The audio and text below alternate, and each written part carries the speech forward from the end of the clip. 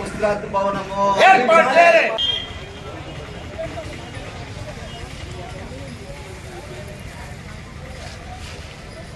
కల్పించేంత వరకు పోరాటం, రైతులకు ఉచిత భోజనం అందించేంత వరకు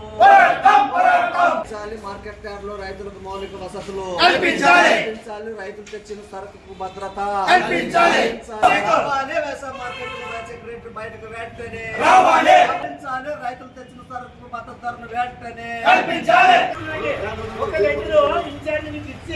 నాకు ఆరోగ్యం బాగలేదు కానీ ఈ రోజు రాలేదు ఆస్పత్రికి చెప్పాలా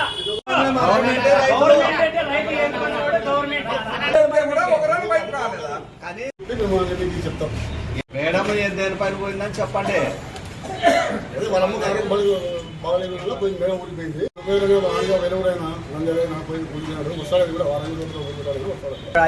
యమునూరు మార్కెట్కి ఆందోళన వేసుకొచ్చినాం సార్. మనం ఆందోళన వేసుకొచ్చాము, గిట్టుబడి ధరలు బాగుంటామని వచ్చినాం ఇటుకి.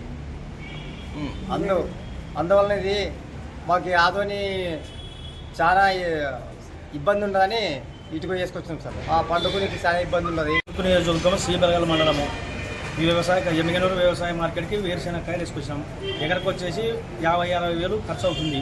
అయినా ఇక్కడ ఏ వసతి లేదు.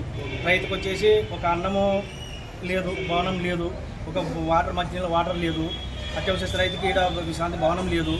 అట్టే వచ్చేసి రైతుకి ఈడ భద్రత కల్పించడం లేదు అధికారులు. అవి గవర్నమెంట్ ప్రభుత్వం చొరవ తీసుకొని అన్ని రైతులకు ఆదుకోవాలని ఈ సందర్భంగా రైతు సంఘాల నాయకులకు కానీ అంటే రైతులకు కానీ ఇక్కడ వచ్చిన మొత్తం అందరూ రైతు వాళ్ళకి కానీ మాకు సాయం చేయాలని గవర్నమెంట్ని కోరడమే జరుగుతుంది. అఖిల భారత రైతు కూలి సంఘం ఆధ్వర్యంలో వ్యవసాయ మార్కెట్ కార్యాలయం ముందు ధర్నా కార్యక్రమం చేపట్టడం జరిగింది. ఎమ్మిగనూరు మార్కెట్ అంటే కర్నూలు జిల్లాలోనే 3వ ప్లేస్. ఒకటి ఫస్ట్ కర్నూలు, రెండోది ఆదోని, మూడోది ఎమ్మిగనూరు. ఈ ఎమ్మిగనూరు మార్కెట్లోన మరి దారిదాపులోన వ్యవసాయ మార్కెట్లో మౌలిక వసతుల ఏర్పాటులో పూర్తిగా అధికారులు విఫలమయ్యారని ఈ సందర్భంగా తెలియజేస్తున్నాం. మరి వ్యవసాయ మార్కెట్కి ఒక దుక్కు అనంతపురము, గుత్తి, గుంటకల్లు నుంచి ఆ ప్రాంతం నుంచి వస్తారు. అదేవిధంగా రాయచూరు ప్రాంతం నుంచి కూడా వస్తారు, తెలంగాణ ప్రాంతం నుంచి వస్తారు. ఆ ప్రాంతం నుంచి వచ్చే రైతులందరూ కూడా రాత్రే మరి సరుకు తీసుకొని రావడం జరుగుతుంది.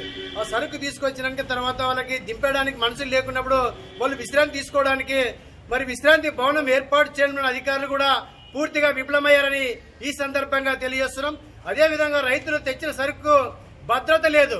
ఎందుకొరకు ఈ భద్రత లేదంటే మరి రైతులు ఎక్కడ పోసిపోతే ఆ పోసిపోయిన కుప్పల్ని అక్కడ సంచులు కూడా దొంగలు దోపిడీ చేయడం కూడా జరుగుతుంది. అదే కాదని మరి అనేక రకాలుగా రైతులు దూర ప్రాంతాల నుంచి వచ్చిన వారికి మౌలిక వసతులను ఏర్పాటు చేయడం పూర్తి స్థాయిలో విఫలమయ్యారు. మరి దూర ప్రాంతాల వారికి బయట పోయి భోజనం చేయాలంటే 100 రూపాయలు అవుతుంది.